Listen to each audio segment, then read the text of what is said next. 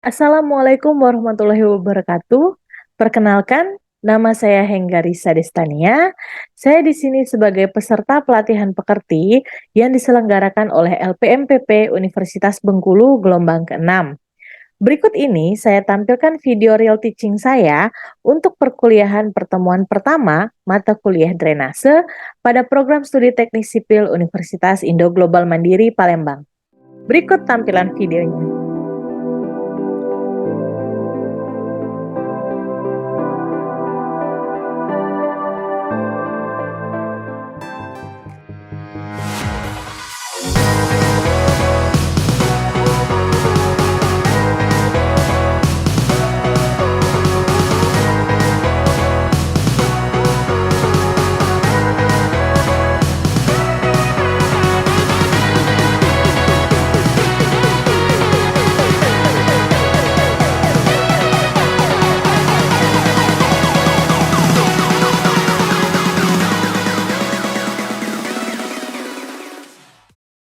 Assalamualaikum warahmatullahi wabarakatuh. Ya, Waalaikumsalam warahmatullahi wabarakatuh. Ya, ini kan pertemuan pertama kita ya di mata kuliah drainase ya. Jadi bagi kalian yang belum kenal saya, nah ini saya tampilkan sekilas profil ya. Profil, ada yang belum ketemu dengan saya atau belum kenal dengan saya, ada? Kalau ketemu mungkin ada ya beberapa yang belum ya. Ya, tapi kalau kenal tahu nama harusnya tahu. Ya. Ya, nama saya Henggarisa Destania.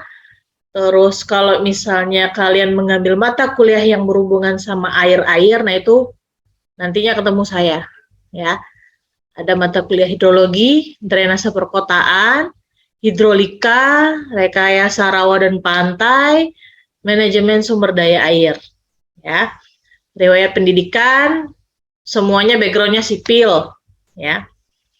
S1 Unsri di Universitas Sriwijaya, S2-nya di UGM. Ya. Terus selanjutnya di Tsukuba University. Ya. Ada yang tahu Tsukuba University di mana?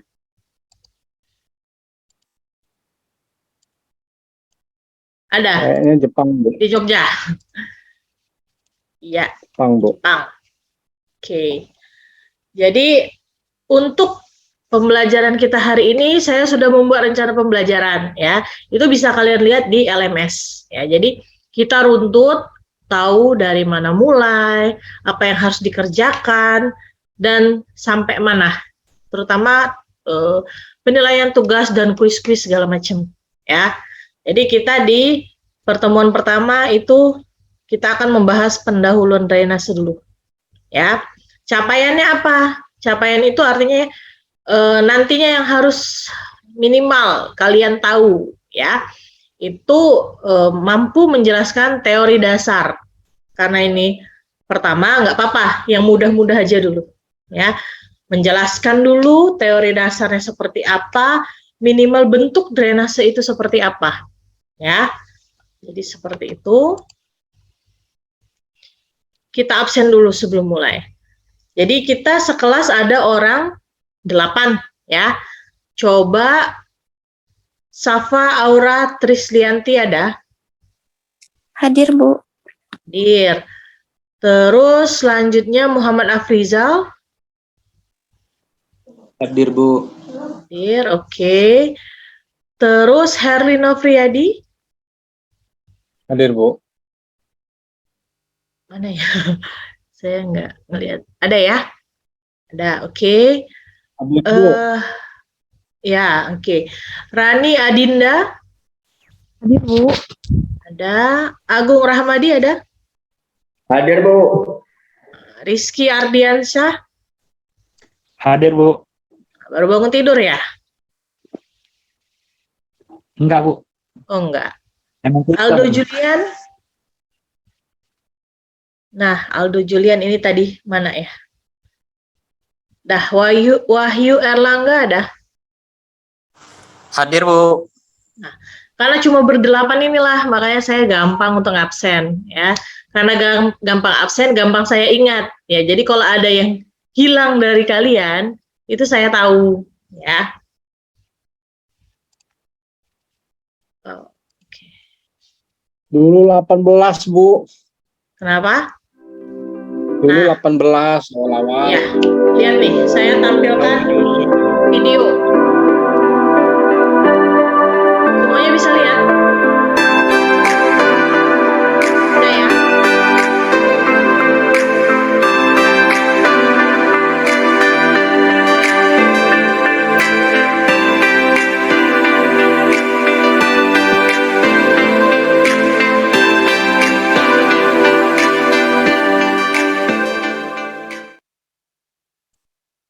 Nah, tadi adalah salah satu bentuk drainase. Jadi yang tadi itu bukan kolam ikan ya. Jangan salah, itu bukan kolam ikan. Itu adalah drainase. Di mana? Ada yang tahu itu drainase di mana? Yang jelas bukan Indonesia, Bu. Ya, Di Jepang, benar. Itu bukan di Indonesia, tapi yang mirip-mirip ada di Indonesia. Belum pernah tahu kan? Nah, memang kalau video tadi itu adanya di Jepang, ya, di daerah Shimabara namanya, ya. Kalau di Indonesia di mana? Yang jelas bukan di Palembang. Itu adanya di Klaten, ya. Jadi kalau bahasa awamnya selokan, parit, gorong-gorong, ya, itu salah satu bentuk drainase. Nah, tampilan drainase yang seperti video sebelumnya tadi itu ada di Klaten. Nanti bisa kalian googling atau cari ya, di Klaten itu seperti apa, ya itu mirip-mirip. Walaupun nggak sebagus dan sejernih tadi, ya. Jadi, prinsipnya drainase itu adalah mengeringkan atau mengalirkan air. Jadi kalau ada yang bilang drainase itu saluran, oke, benar. Terus apalagi yang kalian tahu kalau mendengar kata drainase gitu? Apa? Ayo. Nggak pernah ngelihat drainase apa? Kayaknya nggak mungkin kalau nggak pernah ngelihat drainase. Atau ada di rumahnya yang nggak punya drainase? Ada nggak? Nggak punya drainase semua ya? Drainase itu izin ya, Bu. Ya, nama? Nama Rizky Ardiansyah, Bu. Drainase itu yaitu salah satu sistem untuk mengalirkan air, Bu, dari titik A ke titik B sebagai contoh. Oke, ya, mendekati.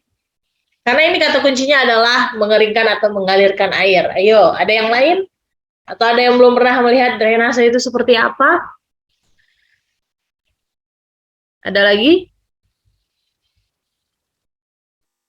Kalian tuh sebenarnya mungkin tahulah itu, oh itu drainase, tapi maksudnya, prinsipnya, cara kerjanya, dan bentuk-bentuknya mungkin ada beberapa dari kalian yang belum paham kali ya. Ya, jadi perhatikan baik-baik karena ini penjelasan awal mula. Jadi untuk selanjutnya gampang kalian menerimanya, ya. Karena selanjutnya itu kita akan lebih banyak kuis ya, kuis tugas, ya, seperti itu. Ya. Ada, Bu. Terus drainase perkotaan. Kenapa? Kenapa? Siapa tadi? Ya ada ya? Herli. Dengan siapa? Herli, Bu. ya, kenapa? Kalau intinya drainase itu ini, Bu, apa?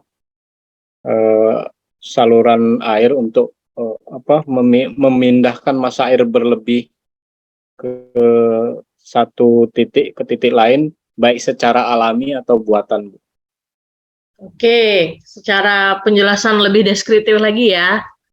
Nah, itu nggak ada yang salah, benar semua kalian. Itu semuanya benar, ya.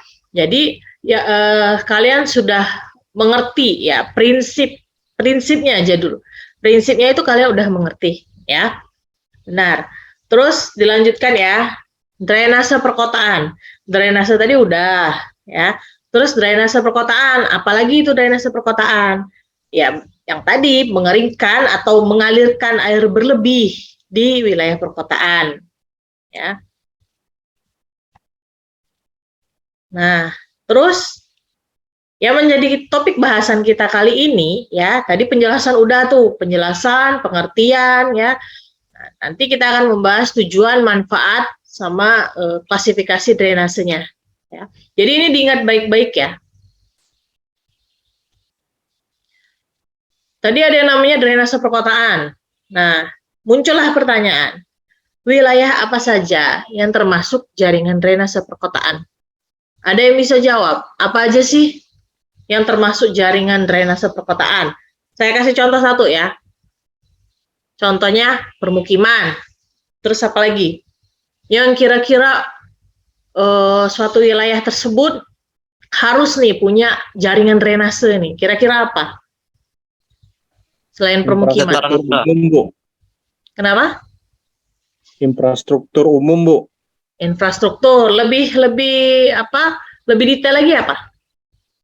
Jalan, bandara, terminal. Jalan, bandara, oke. Apalagi? Fasilitas umum, lapangan, taman kota. Oke, benar. Kalau lapangan sepak bola, pernah lihat lapangan sepak bola? Kira-kira perlu drainase nggak itu? Atau ada yang nggak hobi nih nonton sepak bola? Ada nggak kira-kira drainasenya? Perlu drainase, Bu. Lagi Ada hujan, udah lagi main sepak bola, hujan, airnya kira-kira kemana kalau nggak ada drainase? Ya kan? Bandara, kira-kira kalau nggak ada drainase, lagi hujan, gitu ya, airnya bakal kemana? Kira-kira mengganggu saat take off dengan landing nggak? Take off itu ya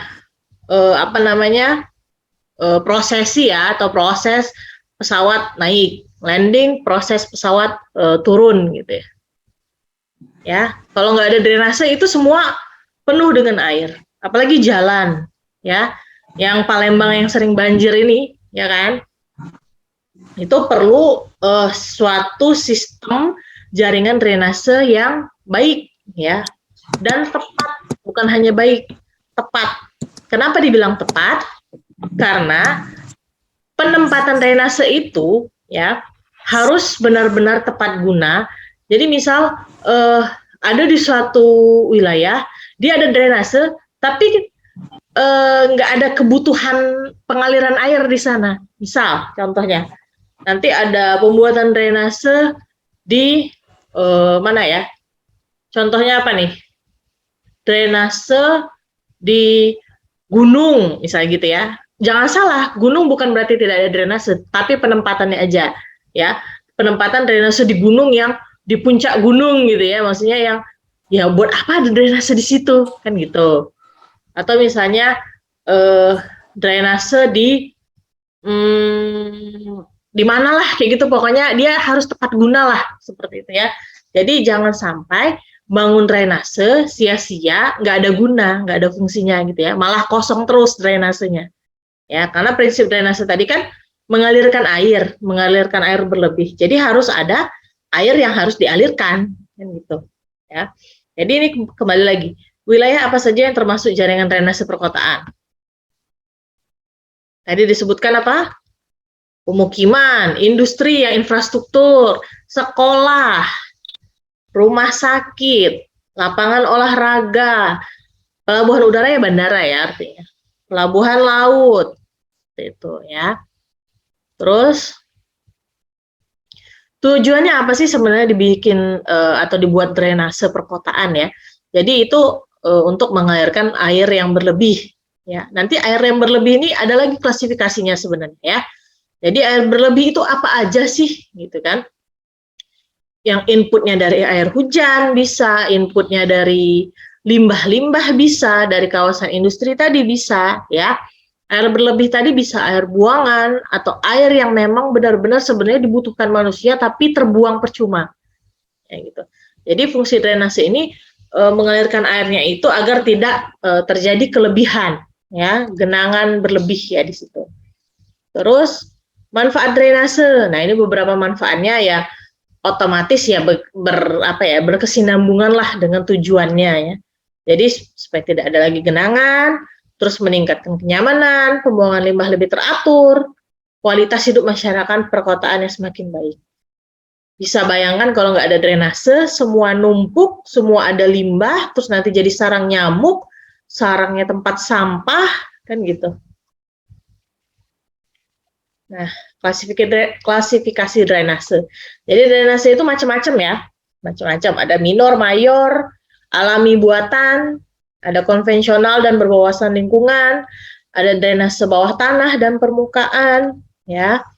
Nah, kalau minor mayor, sama kayak namanya kan, minor artinya ya kecil, mayor artinya ya besar, ya. Jadi di sini gambarnya itu, minor itu yang kecil-kecil ini, yang tulisannya field drain. Jadi tugasnya apa? Melayani luasan daerah pengaliran yang kecil untuk dialirkan ke drainase mayor. Drainase mayor itu apa? Ya ini, yang kolektor drain ini, ya, dikumpulkan. Drainase mayor itu, kolektor drain ini mendapat supply atau masukan dari drainase minor untuk dialirkan ke sungai atau laut terdekat, ya, atau muara lah, terserah muaranya mau sungai atau laut, yaitu drainase mayor dan minor. Selanjutnya ada alami dan buatan. Alami itu seperti ini, ya. Jadi dia terbentuknya secara alami, terus tidak ada penampang yang dibentuk-bentuk seperti itu ya. Nah, kalau yang buatan itu seperti yang ini, tipe saluran U-ditch, terus box culvert seperti ini ya. Pernah kan lihat seperti ini kan, terutama di jalan-jalan ya. Jadi ini bedanya, satunya ya permukaannya terbuka ya, yang ini permukaannya tertutup. Jadi ini seperti sistem pipa lah, seperti itu ya. Kenapa ini terbuka, kenapa ini tertutup? Sesuai dengan tujuan dan fungsinya. Kalau terbuka, biasanya dia akan melayani atau menerima limpasan aliran dari atas, ya. Jadi biasanya ini di pinggir-pinggir jalan, kanan kiri jalan, ya, di kanan kiri jalan gitu ya, atau di perumahan tapi bukan yang dari saluran dari dalam rumah keluar ya, tapi dari saluran-saluran kolektor antar rumah ke saluran drainase yang lebih besarnya lagi. Nah, itu biasanya terbuka seperti ini, ya. Terus kalau yang tertutup seperti ini biasanya dia yang di jalan-jalan yang memang kebutuhannya itu drainasenya itu permukaannya ditutup karena mengalirkan air dari tempat lain ke tempat lain lagi, seperti yang tadi dibilang dari titik A ke titik B, gitu ya, dengan tidak menerima supply atau input dari permukaan. Itu seperti itu. Ada lagi yang namanya konvensional dan ekodrainase. Ini konvensional nih ya. Kenapa disebut konvensional? Jadi pola pikir konvensional itu dulu bagaimana caranya air dibuang sebanyak-banyaknya ke laut atau sungai. Nah, itu pola pikir yang keliru. Makanya sekarang dibuat bentuknya itu drainase, ekodrainase atau drainase yang berwawasan lingkungan atau drainase ramah lingkungan, ya. Jadi drainase ramah lingkungan ini bagaimana caranya supply atau input air yang berlebih tadi itu dimasukkan ke ke saluran terdekat ya, atau ke tanah ya, ke tanah dulu nih. Jadi tanah itu harus sebanyak-banyaknya menerima atau menyerap air tadi. Fungsinya buat apa? Fungsinya saat musim hujan itu kita mempunyai supply air yang cukup untuk meresap ke dalam tanah. Nah, jadi saat musim kering, air yang sudah disimpan di dalam tanah ini bisa digunakan kembali, ya, bisa digunakan kembali, terus bisa membuat sirkulasi tanah jadi lebih baik, gitu ya, karena tanahnya kenyang air, ya. Coba misalnya kalau tanahnya tidak punya suplai air ya. Jadi tanahnya kering gitu kan, menyebabkan hal atau permasalahan yang lebih lanjut, misal terjadi likuifaksi atau terjadi yang namanya pergeseran tanah ya, pergeseran lereng dan sebagainya ya. Jadi ekodrainase itu seperti ini contohnya. Ini contoh kolam konservasi ya. Kalau kalian lihat di dekat Polda ya, di dekat kampus kita itu namanya kolam retensi. Nah, itu mirip cara kerja dengan kolam konservasi air seperti ini. Ya, intinya itu adalah kapasitas tampungan air seperti itu ya. Jadi, kalau ini saya contohkan untuk di permukiman sama di perkebunan. Terutama di perkebunan tuh sangat perlu itu kolam konservasi ya. Jadi ini kolam tampungan lah, kolam konservasi ya. Nanti selanjutnya ini menjadi tugas kalian untuk mencari ya. Terus yang sebelah kanan ini adalah sumur resapan. Nah, yang di rumahnya masih ada sumur resapan itu berbahagialah karena itu bagus ya. Jadi sumur resapan ini tapi dengan spesifikasi yang sesuai dengan spesifikasi sumur resapan ya. Jadi bukan asal gali terus ngecor beton terus jadi enggak. Jadi untuk bikin sumur resapan kan ada yang dangkal, ada yang menengah, ada yang dalam gitu ya. Terus untuk susunan-susunannya juga ada speknya gitu ya. Nanti kalau nggak salah ada di spesifikasi sumur resapan saya lupa itu. Ya, jadi standarnya itu seperti ini untuk sumur resapan ya. Yang jelas itu harus dengan jarak minimal 5 meter dari septic tank. Itu yang harus diingat baik-baik. Karena apa? Karena nanti urusannya kalau sumur resapan dengan septic tank dekat, nanti airnya bisa tercemar dengan septic tank ya. Pokoknya jarak minimal itu 5 meter. Gitu. Nah, ini adalah tugas ya, bisa didiskusikan, bisa kalian googling, bisa kalian cari dari mana referensinya, bisa dari buku ya. Yang pertama itu jelaskan pengertian dulu. Pengertian dari beberapa metode ekodrainase ramah lingkungan yang tadi sempat saya contohkan gambarnya ya. Jadi kalau kalian mau bikin gambar lagi atau misalnya ada referensi lain lagi silakan. Atau misalnya mau foto di dekat kalian, Bu, di dekat kami ada nih yang namanya sumur resapan nih. Foto terus jadikan referensi itu boleh.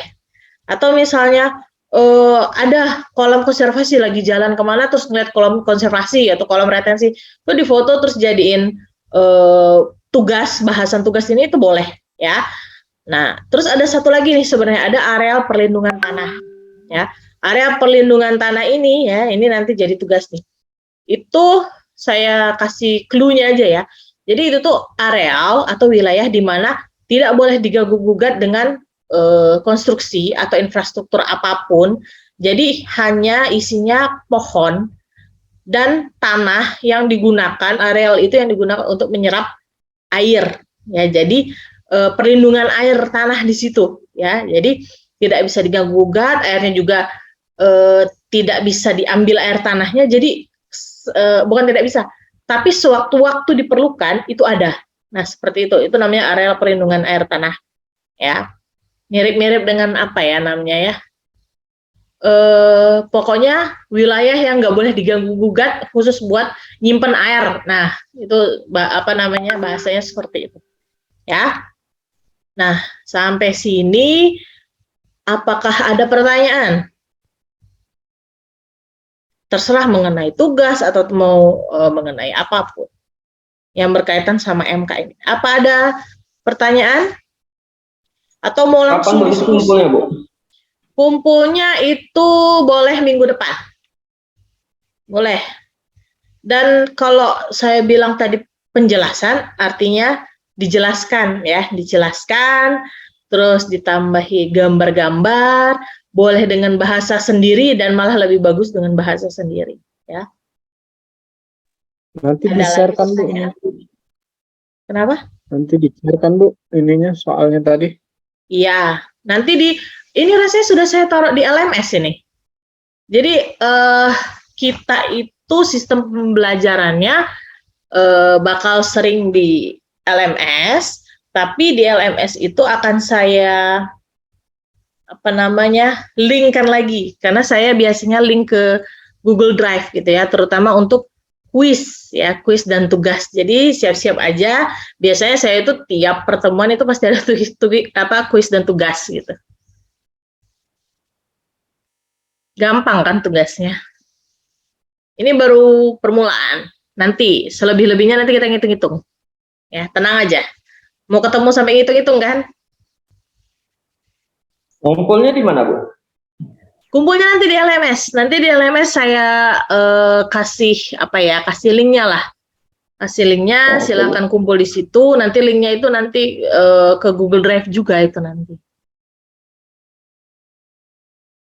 Ya, ada lagi pertanyaan. Buatnya di ini ya, tulis tangan ya.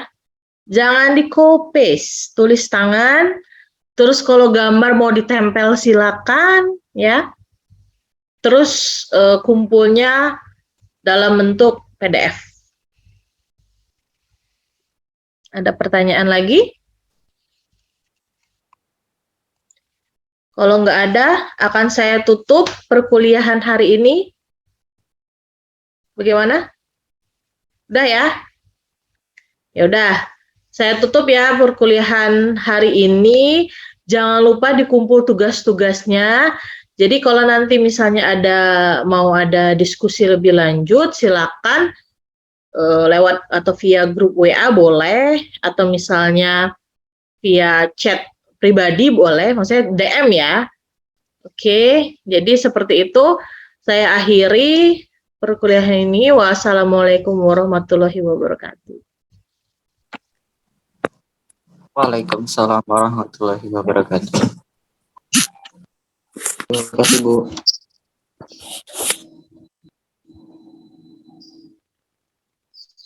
Sebentar ya.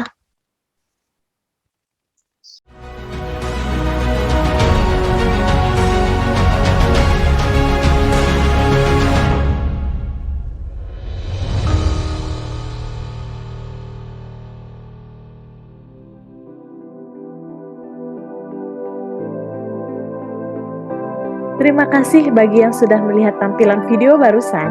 Salam sukses bagi kita semua dan nantikan video-video selanjutnya. Wassalamualaikum warahmatullahi wabarakatuh.